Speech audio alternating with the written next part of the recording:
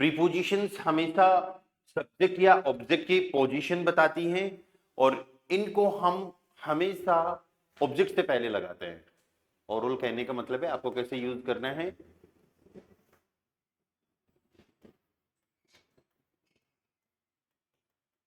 Preposition plus object, और ये object आकुजाटिव भी हो सकता है और दाटिव भी हो सकता है। इस चीज का आप लोग ध्यान रखना, ठीक है। लगभग 25 प्रीपोजिशन सीखेंगे अपन, जिनको 3 कैटेगरीज में डिवाइड किया गया है। ओके, और जो जो जो कैटेगरी अपन सीखेंगे, लाइक आकुजाटिव के अंडर में हम जो प्रीपोजिशन सीखेंगे, उसके बाद आकुजाटिव ऑब्जेक्ट ही यूज करना है। वो आकुजाटिव ऑब्जेक्ट पर्सन भी हो सकता है और थिंग भी हो सकती है ना, कुछ भी हो सकता है। तो सबसे पहला अपना जो पार्ट आ रहा है, दैट फर्स्ट पार्ट इज आकुजाटिव प्रेपोजिशन, ठीक है। तो ये अपने पास 7 प्रीपोजिशंस होंगी जो आज की क्लास में कवर करेंगे, है ना, ठीक है। जैसे फॉर एग्जांपल ऐसे वर्ड आया कि पहले फ्यूर, ओने, गेगन, बिस, एक सेकंड, या बिस, डोर्स एंड एंटलांग, कितने हो गए? 1, 2, 3, 4, 5, 6, 7। तो ये 7 वर्ड जब भी आपके पास किसी सेंटेंस में आए, आप कोई सेंटेंस बनाओ, जब इनकी रिक्वायरमेंट हो, तो उस टाइम पे इनके बाद में हमको आकुजाटिव यूज करना है। श्योर का मीनिंग हो गया फॉर, के लिए। हिंदी में कैसे बोलेंगे? के लिए, किसी चीज के लिए या फिर किसी पर्सन के लिए, किसी के लिए भी हो सकता है। या ओने, ओने का मीनिंग हो गया विदाउट, विदाउट के, बिना। ओने वर्ड आपके पास आया होगा जब अपन एडजेक्टिव एंडिंग सीख रहे थे, तो तीसरी टेबल आई थी ना, ओने आर्टिकल, ओने पहले वहां पर आया होगा। ओने का मीनिंग क्या हो गया? विदाउट। गेगन का एक मीनिंग तो होता है अगेंस्ट, अगेंस्ट का मीनिंग क्या हो गया? खिलाफ, विपक्ष में, है ना, किसी चीज के। और दूसरा इसका मीनिंग होता है अराउंड, अराउंड का यहां पर मतलब क्या हो गया? आसपास। अराउंड का मीनिंग क्या हो गया? आसपास, किसी चीज के आसपास। का एक मीनिंग यूज होता है एट के लिए, लेकिन एट आएगा फिक्स टाइम, फिक्स समय के लिए। और दूसरा का मीनिंग यूज होता है वापस से अराउंड, लेकिन ये अराउंड कौन सा है? चारों तरफ। ये तो आसपास था और ये चारों तरफ। 20 का मीनिंग होता है टिल, तक, या प्लेस, टाइम, किसी के लिए भी यूज हो सकता है।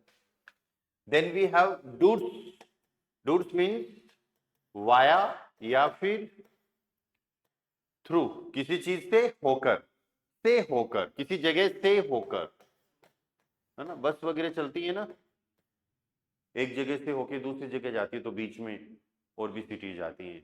या फिर आप जा रहे हो, घर से मार्केट जा रहे हो, तो बीच में कोई रास्ता आ गया या फिर पार्क आ गया, कोई जगह आ गई, वहां से होकर, ठीक है। एंटलांग का मीनिंग हो गया अलोंग, अलोंग मतलब किसी चीज के साथ साथ या फिर उसके सहारे सहारे या फिर उसके किनारे किनारे। जैसे कई बार बोलते हैं ना, गली जैसे जैसे जा रही है मैं तो वैसे वैसे आ रहा हूं, उसके साथ साथ आ रहा हूं, है ना, रोड के किनारे किनारे जा रहा हूं, ठीक है। सो ये 7 वर्ड्स हैं, 7 प्रीपोजिशन हैं जो हमको लर्न करनी है। आपको एक चीज ध्यान रखना है, स्ट्रक्चर कल मैंने बताया था, आज वापस से लिखेंगे अपन, ठीक है। स्ट्रक्चर क्या रहेगा अपना, कि जब भी हम इन प्रीपोजिशंस को यूज करेंगे तो 2 पैटर्न आ सकते हैं अपने पास, और वो 2 पैटर्न ये हो सकते हैं, सबसे पहले सब्जेक्ट, सेकंड पोजीशन पे वर्ब, देन प्रीपोजिशन, और फिर उसके बाद में ऑब्जेक्ट। ये पैटर्न ऐसा नहीं है कि सिर्फ आकुजाटिव प्रीपोजिशंस के लिए, सारी प्रीपोजिशंस के लिए। अभी अपने पास प्रीपोजिशन कौन सी आ रही है? आकुजाटिव। तो चाहे ये ऑब्जेक्ट पर्सन हो, चाहे थिंक हो, हम कौन सा यूज करेंगे इसको? आकुजाटिव में यूज करेंगे। आकुजाटिव में कैसे यूज करेंगे? वो टेबल थी इश मिश मियर दो डिश डियर, तो उसका जो बीच वाला आकुजाटिव वाला पार्ट है ना, मिश डिश इन वाला, बस वो यूज करेंगे पर्सन के लिए, ठीक है। या फिर अपनी द की, ए की, नॉट की, या फिर माइन दाइन पॉजिटिव की जो टेबल्स थी, उसके अंदर जो बीच में आकुजाटिव वाला पार्ट आ रहा है ना, आइनन आइने आइन, डेन दी दास दी, माइनन माइने माइन, तो बीच वाला पार्ट यूज करेंगे बस, ठीक है। दूसरा पैटर्न क्या आ सकता है? Like for second pattern can be subject plus verb plus object then preposition, और उसके बाद में एक, अब आपको क्या करना है, इस वर्ब के हिसाब से तो इस ऑब्जेक्ट को लगाना है, मतलब यहां तक प्रीपोजिशन का कोई रोल नहीं है। ये तो पहले वाले सेंटेंस बन रहे हैं सब्जेक्ट के हिसाब से वर्ब, वर्ब के हिसाब से ऑब्जेक्ट। अब आपको क्या करना है, ये वाला ऑब्जेक्ट इस प्रीपोजिशन के हिसाब से लगाना है, और अभी ये प्रीपोजिशन अपने पास क्या है?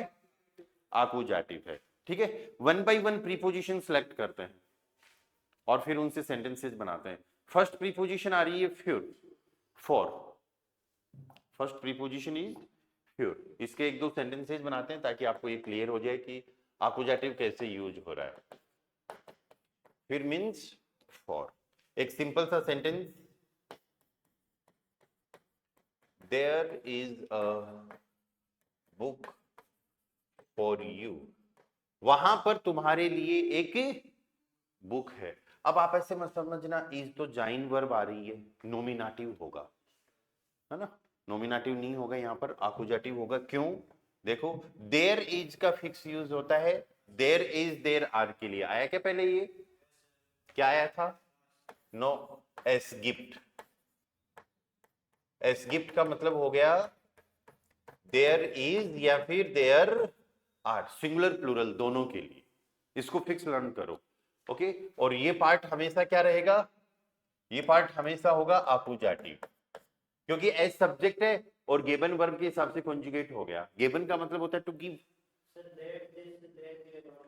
वो दिस दैट दीज दोज के लिए दास बताया था, लेकिन इसमें इज भी तो आ रहा है साथ में, there is there are, subject और वर्ब फिक्स दोनों का एक कॉम्बिनेशन, है ना जी। इसको गिफ्ट को हमें तब यूज करना है जब आप ये बताना चाह रहे हो कि कहीं पर कुछ चीजें पड़ी हैं, है ना। जैसे टेबल पे क्या क्या पड़ा है, कोई आपसे पूछे, हाँ जी टेबल पे बैग पड़ा है, टोपी पड़ी है, मोबाइल पड़े हैं, नोटबुक पड़ी है, बुक्स पड़ी हैं, सो देयर इज, तब यूज करेंगे, है ना।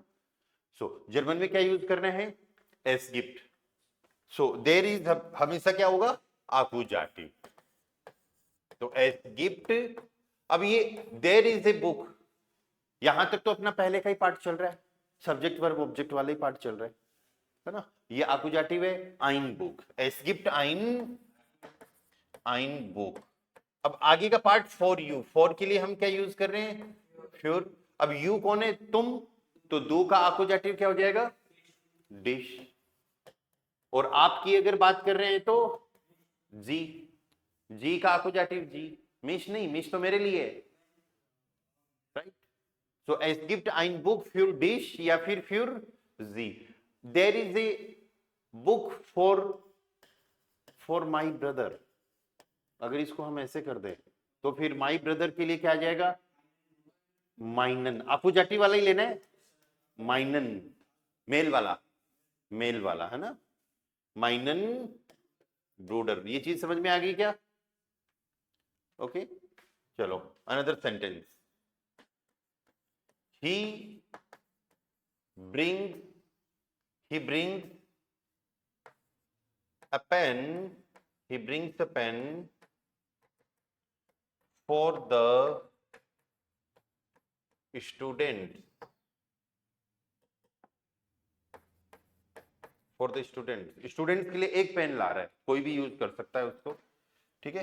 तो ही ब्रिंग्स ए पेन, ये पार्ट अपना सब्जेक्ट वर्ब ऑब्जेक्ट का रहेगा और फिर आगे का पार्ट प्रीपोजिशन का रहेगा, है ना। ये वाला जो ऑब्जेक्ट है ए पेन, ये अपना है डायरेक्ट ऑब्जेक्ट, ठीक है। एंड द स्टूडेंट्स, ये क्या है? प्रीपोजिशनल ऑब्जेक्ट, प्रीपोजिशन के बाद आ रहे हैं ना ये ऑब्जेक्ट, तो सेंटेंस क्या बनाएंगे? एयर, एयर ब्रिंग्ड आइनन कूली, एर ब्रिंग्ट आइनन कूली, ये आइनन आपके दिमाग में ऐसे तो नहीं आ रहा है कि हम आकुजाटिव प्रीपोजिशन पढ़ रहे हैं उस कारण से आइनन आया है, ये तो ब्रिंगन के कारण आया है। अरे बात समझ में, प्रीपोजिशन का पावर तो अब शुरू होगा, राइट। प्रीपोजिशन आने के बाद जो ऑब्जेक्ट आएगा उसी पे फर्क पड़ेगा, पहले वाले पे नहीं पड़ेगा। आई बात समझ में। तो यहां पर एर ब्रिंग्ट आइनन कूली फ्यूर, एक स्टूडेंट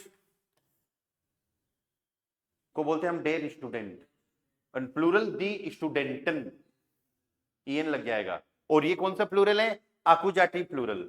आकुजाटिव में भी दी का दी रहता है, या दी फिर दी स्टूडेंटन। आई कहानी समझ में।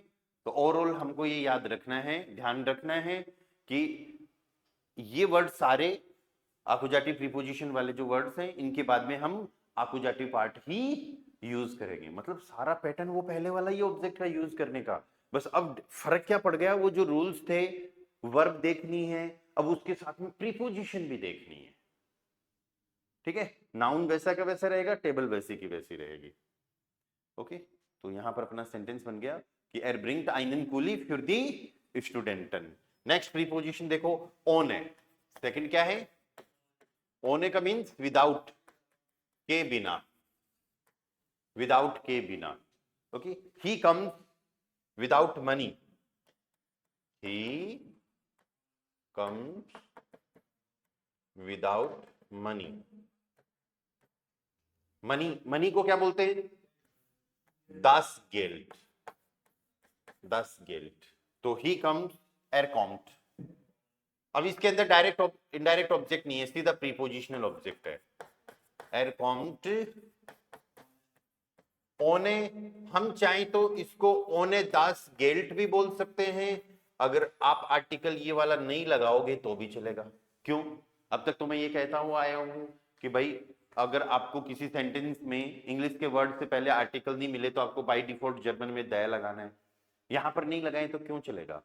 क्योंकि कुछ वर्ड्स ऐसे होते हैं जिनको हम डेफिनेट यूज नहीं कर सकते।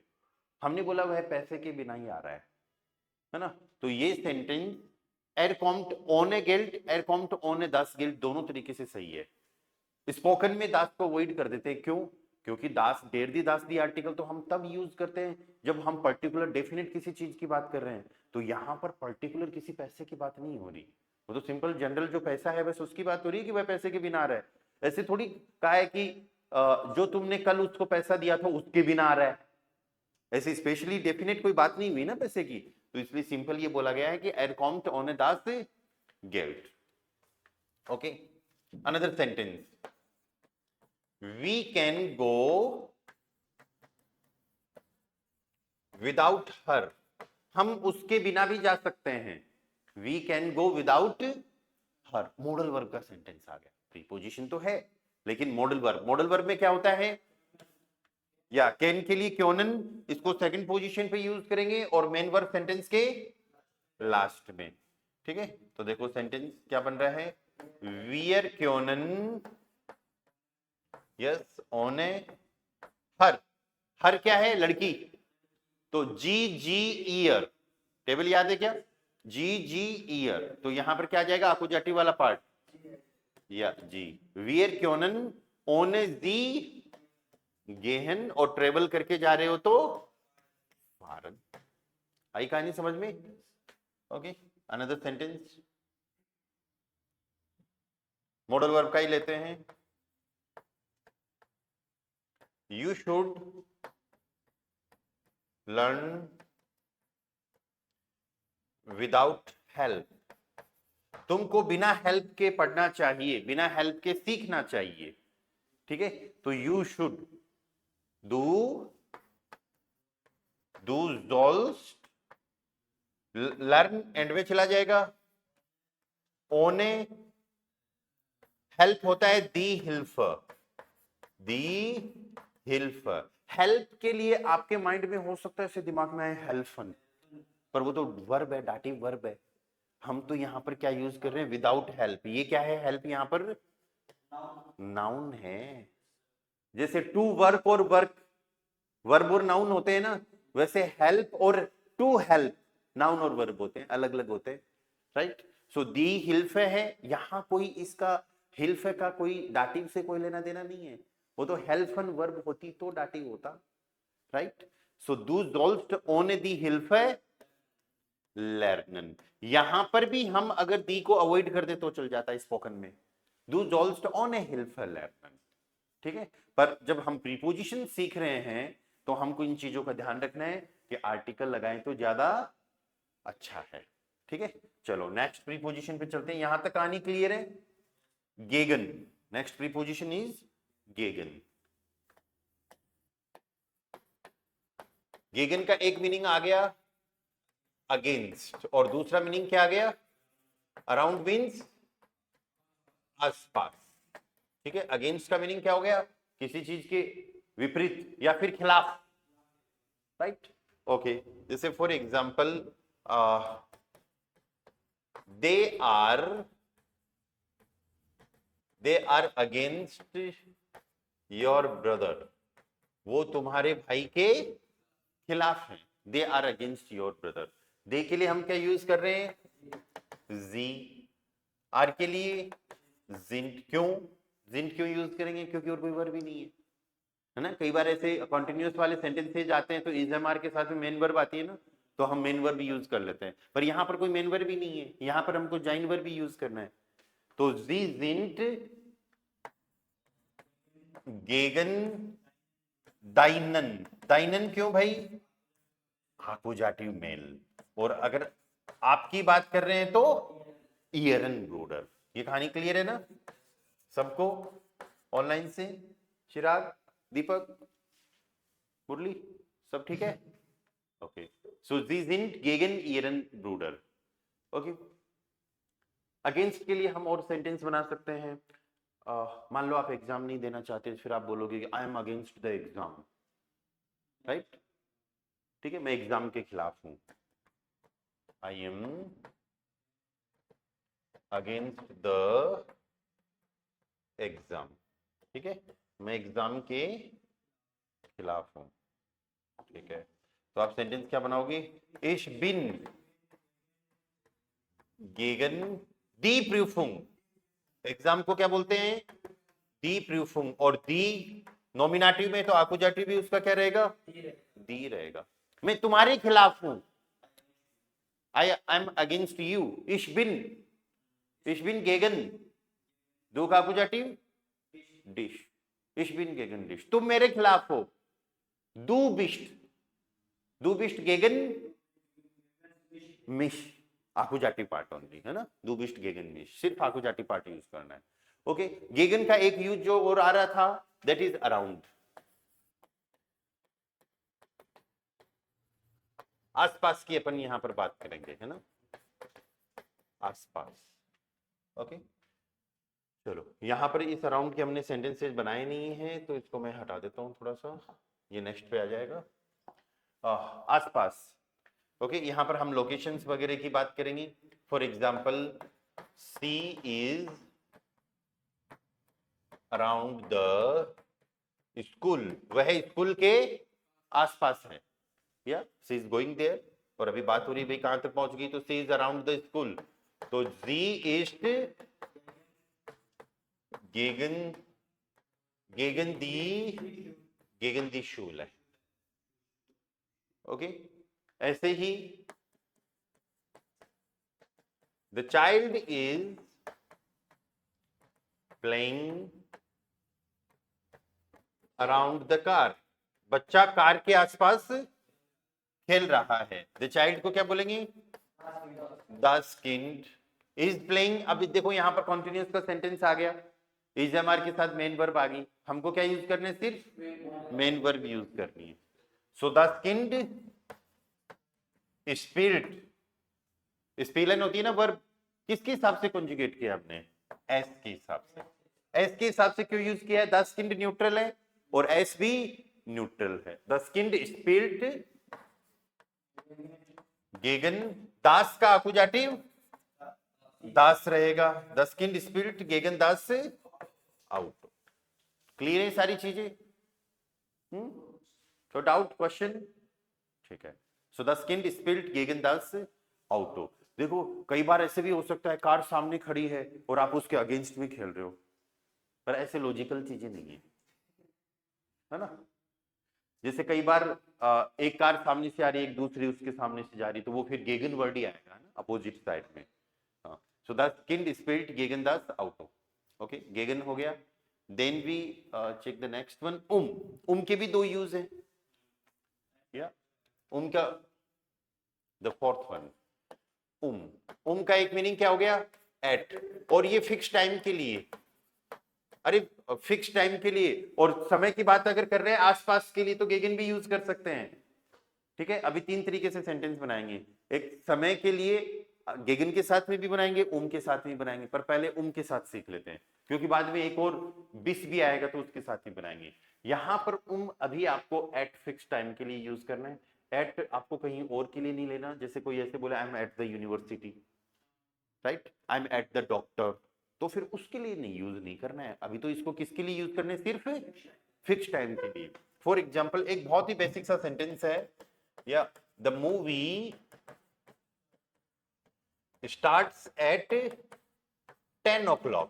मूवी कितनी बजे शुरू होती है, 10 बजे शुरू होती है, तो इसका फिक्स यूज हो गया कि भैया 10 बजे ही स्टार्ट होगी।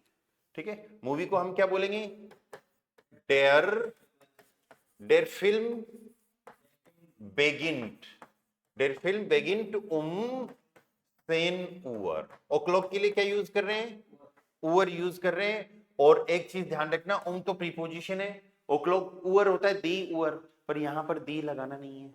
क्यों नहीं लगाना दी, जब किसी नाउन से पहले डिजिट्स आ जाती हैं, नंबर्स आ जाते हैं, तो आर्टिकल लगाने की जरूरत नहीं है। ठीक है, यहां पर हमने बात कर ली कि मूवी 10 बजे शुरू होगी, फिक्स अगर 10 बजे शुरू होती है तो ओम यूज करो, 10 बजे के आसपास यूज शुरू स्टार्ट होती है तो क्या यूज करेंगे, गेगन। सेंटेंस बना लेते हैं इसका भी, तो हमारा सेंटेंस क्या बन जाएगा, डेयर फिल्म बेगिन्ट गेगन 10 Uhr। यहां पर भी आर्टिकल नहीं लगाना क्योंकि काउंटिंग आ रही है, डिजिट्स आ रही है, नंबर आ रहे हैं ना। ठीक है, ओके। सो कोई भी एक्टिविटी किसी एक फिक्स टाइम पे स्टार्ट होता है, हमको यूज करना है। ऐसे ही द एग्जाम विल स्टार्ट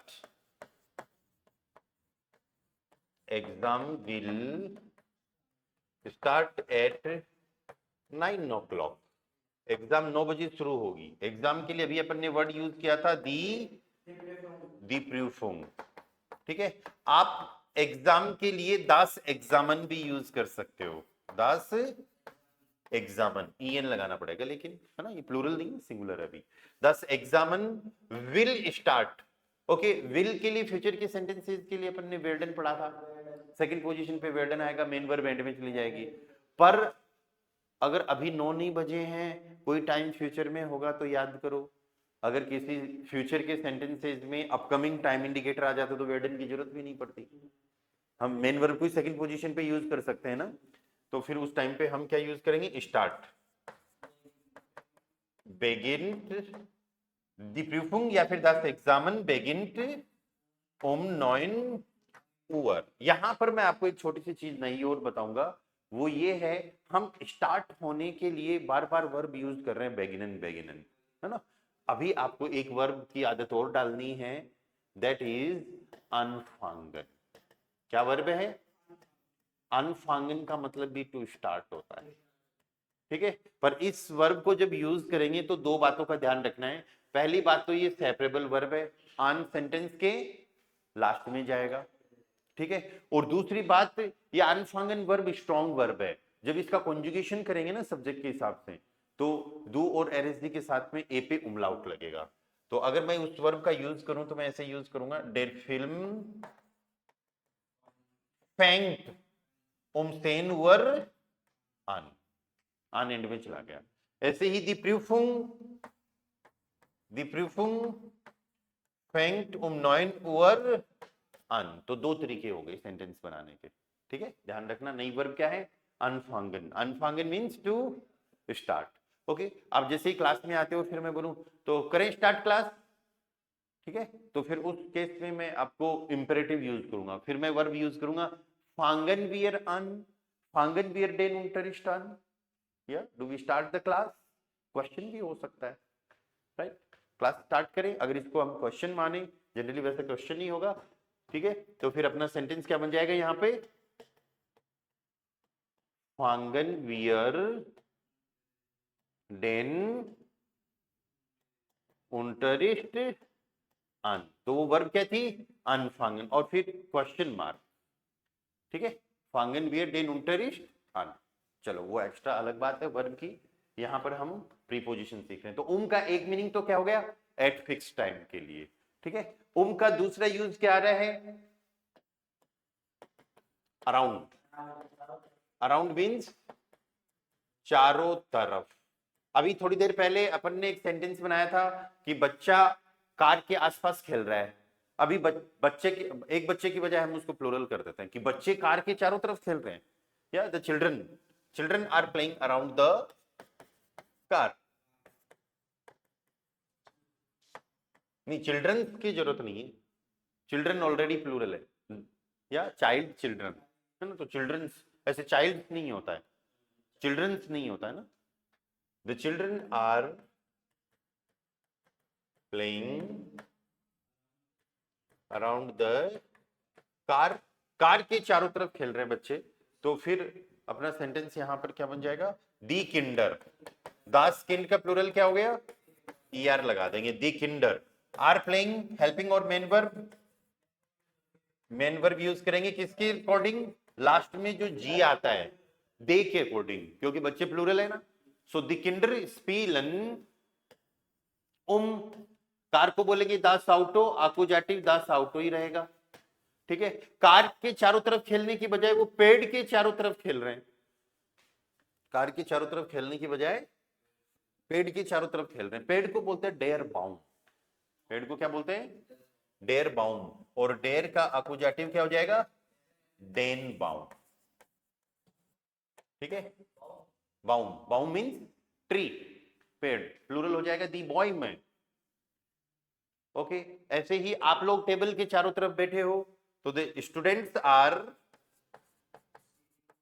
या the students are sitting around the table, student table के चारों तरफ बैठे हैं, प्लूरल है दी स्टूडेंटन, बिल्कुल परफेक्ट, आर सिटिंग, या जितसन, दी स्टूडेंटन जितसन, जितसन means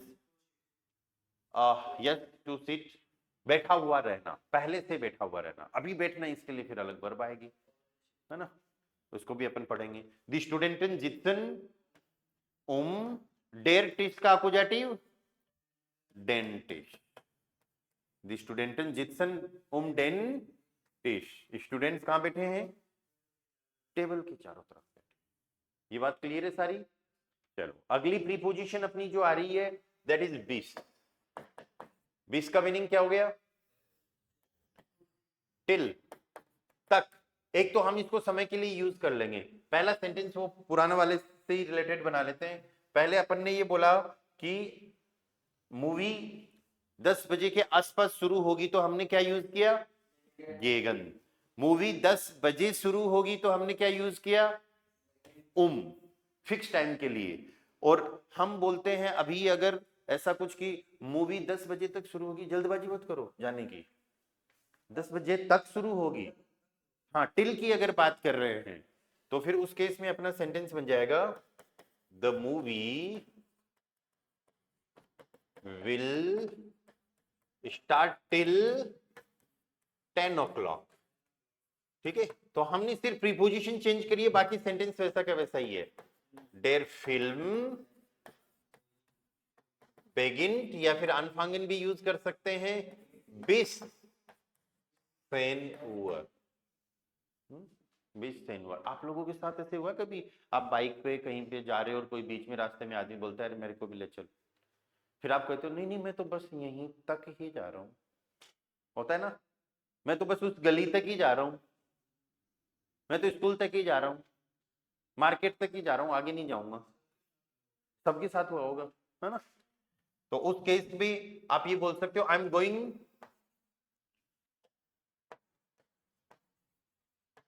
I am going, yes, till the market, market या फिर स्कूल।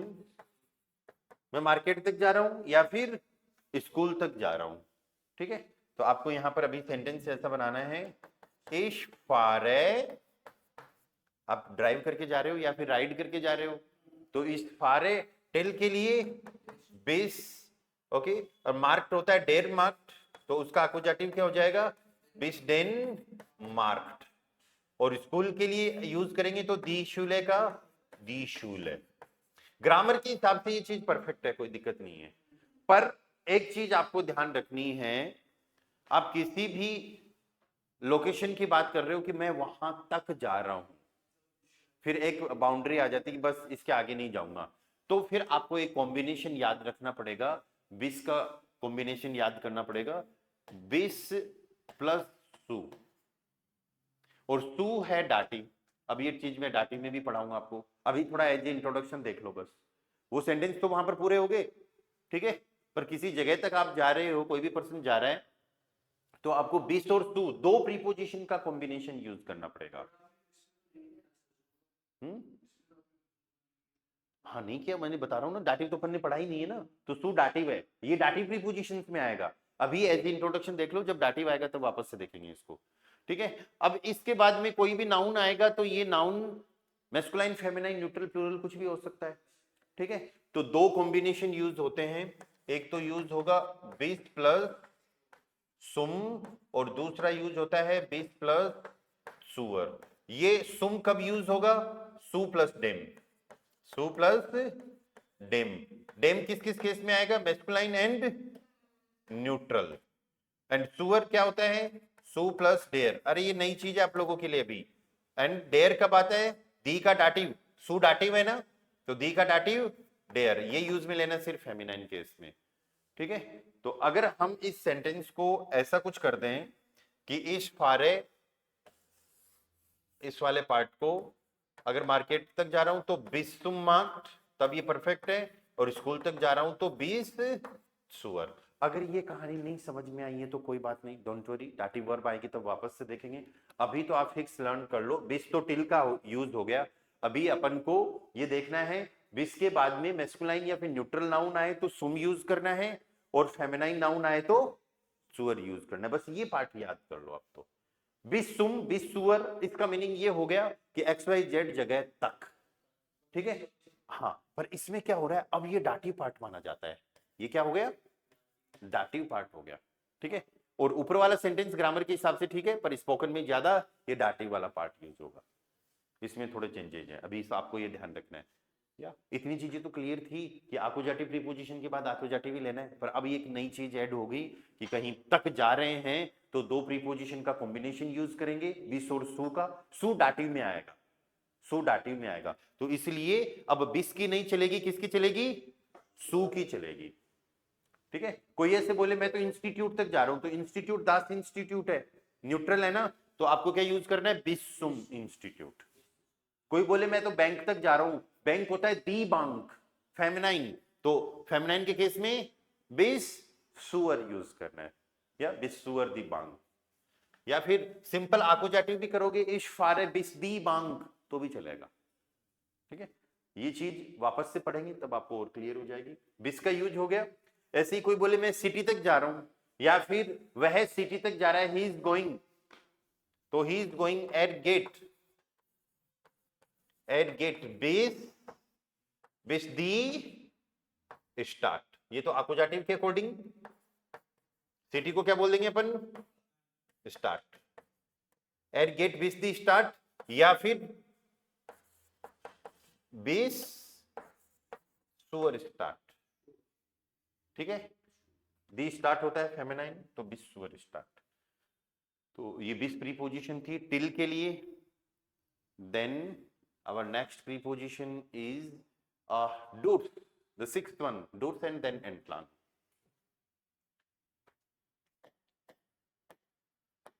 डूर्स यूज करना है अपन को वाया या फिर थ्रू के लिए, किसी चीज से होकर या किसी जगह से होकर। Via means like for example, हाँ वो वाया हो गया। अगर आप जयपुर से सुजानगढ़ जाओगे तो सीकर से होके जाओगे तो वाया हो गया, वो थ्रू हो गया, उससे होते। वो बस पे लिखा हुआ भी होता है ना आगे, वाया बीच के अंदर, जयपुर वाया और फिर आगे दूसरी सिटी, ठीक है। तो उस चीज से होकर, अब आपको मैं ऐसे एग्जांपल्स बताऊंगा कि भाई आपको ये पूरी अच्छे से समझ में आ जाएगी। आप इंस्टीट्यूट आते हो, कैसे आते हो? मंदिर से होकर, है ना, दरवाजे से होकर, दीवार से तो नहीं आते ऊपर से, है ना, दरवाजे से, दरवाजा ओपन करके आते हो ना। ओके, सो आप ये बोलोगे कि we come through the door, we gate, यहां पर गेट बोलेंगे, है ना, वो डोर तो फिर ये आ जाएगा, तो वी कम, हाँ मेन डोर अलग से डोर बोलने की जरूरत नहीं है, we come through the gate. हम गेट से होके आते हैं, दीवार के ऊपर से नहीं आते, दीवार के ऊपर से तो चोर आते हैं, हम तो स्टूडेंट हैं, है ना। तो फिर आपका सेंटेंस सेंटेंस क्या बनेगा? वी आर कॉमन, वी आर कॉमन डोर्स। गेट को, अगर मेन डोर की बात कर रहे हो, गेट की बात कर रहे हो, तो आपको बोलना है द स्टोर, ठीक है। द स्टोर क्या हो गया? गेट। एंड दरवाजे की बात करनी है तो दी ट्यूअर, दी ट्यूअर, ट्यूअर क्या हो गया? डोर। So we are common doors, दास का आकुजाटिव दास ही रहेगा। आकुजाटिव क्यों? क्योंकि हम आकुजाटिव प्रीपोजिशन पढ़ रहे हैं। वी आर कॉमन डोर्स दास डोर, ठीक है। अगर गेट की बजाय डोर होता तो फिर हम इसके लिए क्या यूज कर देते? दी ट्यूअर, दी ट्यूअर, टी यू उमलाउट आर, दी ट्यूअर, वी आर कॉमन डोर्स दी ट्यूअर। ओके, एक बहुत ही कॉमन सा सेंटेंस है, जैसे for example they are going, they are going, क्या हुआ भाई? They are going through the park, वो कहीं पे जा रहे हैं, लेकिन किससे होके जा रहे हैं? पार्क से होके जा रहे हैं, बीच में पार्क आ गया, they are going through the park, ठीक है। तो दे आर गोइंग जी गेन, जी गेन, थ्रू के लिए क्या आ जाएगा? डूर्स। डेर पार्क का अपोजिटिव डेन पार्क। ये बहुत कॉमन बेसिक सेंटेंस है ना, बहुत जगह आता है, जी गेहन डूर्स डेन पार्क, ठीक है। एक, आप यहां से चले, यहां से चले, बीच में कोई जगह आ गई और फिर आगे और जाना है आपको, तो फिर इस जगह से होके आप जा रहे हो, ये दरवाजा भी हो सकता है, गेट भी हो सकता है, पार्क भी हो सकता है, स्कूल कॉलेज कुछ भी हो सकता है। तो वहां से होके अगर आप जा रहे हो तो से होकर, इसके लिए अपन क्या यूज करेंगे? डोर्स यूज करेंगे, ठीक है। कोई आपको ये बोले कि भाई आप कहां से पता चली तुमको ये इन्फॉर्मेशन, या फिर आपको ये इन्फॉर्मेशन कहां से पता चली, फिर आप बोलोगे मैंने तो न्यूज़पेपर में पढ़ा था। तो through the newspaper, X Y Z जो भी इंफॉर्मेशन है वो कहां से पता चली? न्यूज़पेपर से पता चली, या फिर बुक से पता चली, तो थ्रू द बुक। तो उसके लिए भी फिर अपन डूर्स ही यूज करेंगे, उस केस में फिर अपन को ये बोल देना है डूर्स दी साइटुंग। न्यूज़पेपर के लिए क्या यूज करेंगे? वर्ड साइटुंग। अगर बुक से पता चली है तो डूर्स दास दस बुक। आगे बात समझ में? तो डूर्स हमको यूज करने किसके लिए? से होकर। चलो, लास्ट प्रीपोजिशन आज की आकुजाटी प्रीपोजिशन के अंदर जो आती है दैट इज एंटलांग। एंटलांग का मीनिंग क्या है? अलोंग, कोई भी रोड, गली, रास्ता, नदी कुछ भी है और आप उसके सहारे सहारे सहारे सहारे जा, किनारे किनारे जा रहे हो, तो उसके लिए आपको क्या यूज करना है? एंटलांग का यूज करना, ठीक है। जैसे फॉर एग्जाम्पल ही इज, और यहां पर देखो आने जाने की बात हो रही है, सारे सारे किनारे किनारे, ऐसे तो नहीं होता मैं नदी के सारे सारे खाना खा रहा हूं, ऐसे तो नहीं होता ना, राइट। आने जाने की बातें होंगी तो हम आने जाने की वर्ब यूज करेंगे। तो he is going along the road, वह जैसे जैसे रोड जा रही है उसके सहारे सहारे किनारे किनारे जा रहा है। सो ही को क्या यूज करेंगे, एयर, एयर गेट, और ट्रेवल करके जा रहा है तो एयर फेल्ट, अलोंग के लिए क्या आ जाएगा, एंटलांग, ओके, और रोड को क्या बोलते हैं, स्ट्रासे, फेमिनाइन वर्ड होता है, तो दी का अकुजाटिव क्या हो गया, दी स्ट्रासे, सेंटेंस बन गया एयर गेट या फिर एयर फेल्ट एंटलांग दी स्ट्रासे। पर यहां पर हमने एक गलती कर दी, गलती ये कर दी, अकुजाटिव में कितनी प्रीपोजिशंस अपन ने सीखी है, 7 प्रीपोजिशंस आ रही है ना, उसमें आपको ये एक अकेली प्रीपोजिशन थोड़ी स्पेशल तरीके से सीखनी है। वो कैसे, आपको हमेशा ध्यान रखना है, सिर्फ एंटलांग के साथ में एक रूल अप्लाई हो रहा है। वो रूल ये है कि एंटलांग हम सेंटेंस के लास्ट में यूज करेंगे। अपना सेंटेंस एयर गेट एयर फेल्ट दी स्ट्रासे एंटलांग, एंटलांग कहां पर आएगा, लास्ट में आएगा। नहीं, ये वर्ब नहीं है, ये प्रीपोजिशन है। हमको ये ध्यान रखना है, अकुजाटिव प्रीपोजिशन जितनी भी है, अकुजाटिव प्रीपोजिशन जितनी भी है, उसमें लास्ट प्रीपोजिशन एंटलांग एक ऐसी प्रीपोजिशन है जो सेंटेंस के लास्ट में यूज होगी। इस रूल का आपको ध्यान रखना है। तो अभी अपन क्या करने वाले हैं यहां पर, बिल्कुल परफेक्ट, हम इसको क्या बना देंगे, एयर गेट दी स्ट्रासे एंटलांग। ये रूल ध्यान रखना आप, है ना, वीडियो से बुक को वापस, इसको क्लास को वापस से रिवाइज करो ना, तब भी इस चीज का ध्यान रखना कि प्रीपोजिशन कहां पर आएगी, सेंटेंस के लास्ट में आएगी। स्ट्रक्चर तो वैसे ही हो गया, सब्जेक्ट के हिसाब से वर्ब आ गई और प्रीपोजिशन के हिसाब से नाउन आ गया, ऑब्जेक्ट का आर्टिकल चेंज हो गया। ठीक है, ओके। आप ये बोलो कि मैं नदी के सहारे सहारे जा रहा हूं, I am going along the river, river को बोलते हैं फ्लूस, रिवर को क्या बोलेंगे, फ्लूस, FLUH डबल एस वाला। तो आपका सेंटेंस बन जाएगा, इस ये, चलो आप जाने की बजाय आने की बात कर रहे हो, किसी को फोन पे बता रहे हो, हाँ भाई मैं तो आ रहा हूँ गली के उसके नदी के सहारे सहारे आ रहा हूँ, हाँ, तो I am coming along the river, इश कॉम है, इश कॉम है, और फिर डोर एंटलांग चला जाएगा सेंटेंस के लास्ट में, फ्लूस या फ्लूस नदी, रिवर, एंटलांग हमको कहां पर लेना है, एंड में, और इसके हिसाब से आर्टिकल आ जाएगा डेयर, ये मैस्कुलाइन है, डेयर का अकुजाटिव डेन। तो यहां पर आप एक चीज ऐसे देखोगे, यहां तो प्रीपोजिशन एंड में आ रही है, नाउन से पहले वर्ब आ रहा है, वर्ब के हिसाब से ले ले, नहीं, हमको किसके हिसाब से लेना है, प्रीपोजिशन के हिसाब से। सब्जेक्ट के हिसाब से तो वर्ब को कॉन्जुगेट कर दिया और प्रीपोजिशन के हिसाब से नाउन का आर्टिकल चेंज कर दिया आपने।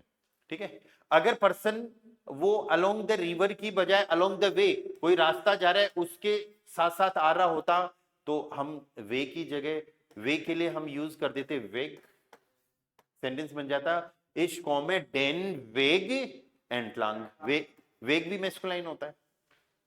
आ रही कहानी समझ में, अरे सेंटेंस वैसा का वैसे ही बन रहा है, बस एक छोटा सा रूल ये अप्लाई हुआ है, वो जो प्रीपोजिशन बीच में आ रही थी उसको उठा के एंड में ले गए बस। ठीक है, तो ये अपनी 7 प्रीपोजिशन थी, आकुजाटिव प्रीपोजिशंस, क्या कौन कौन सी हैं, फ्यूर, ओने, गेगन, बिस, डूर्स एंड एंटलांग। इनके बाद हमको ध्यान रखना है कि हमेशा आकुजाटिव आर्टिकल ही यूज होगा। कल की क्लास में अपन स्टार्ट करेंगे डाटिव। डाटिव 9 प्रीपोजिशंस होती हैं, इनको अच्छे से क्लियर कर लेना। डाटिव 9 जो प्रीपोजिशंस होती हैं, तो इसका मतलब ये नहीं है कि 9 प्रीपोजिशन है तो उनके 9 मीनिंग निकल जाएंगे, उनके मल्टीपल यूजेस हैं। ऐसी भी प्रीपोजिशन आएगी कि एक प्रीपोजिशन के 5-5 यूज आ रहे हैं, अलग अलग वे में यूज हो रही है। ठीक है, हमको बहुत अच्छे से सीखनी है क्योंकि स्टूडेंट गलतियां C1 लेवल तक करते हैं इनमें, आप तो अभी क्लियर कर लो। ठीक है, कोई डाउट क्वेश्चन हो तो बताओ मेरे को, या चिराग, दीपक क्लियर है प्रीपोजिशन? Yes sir. ओके, आप लोगों को भाई समझ में आ गया ना? ठीक है, कोई डाउट क्वेश्चन हो तो बता देना।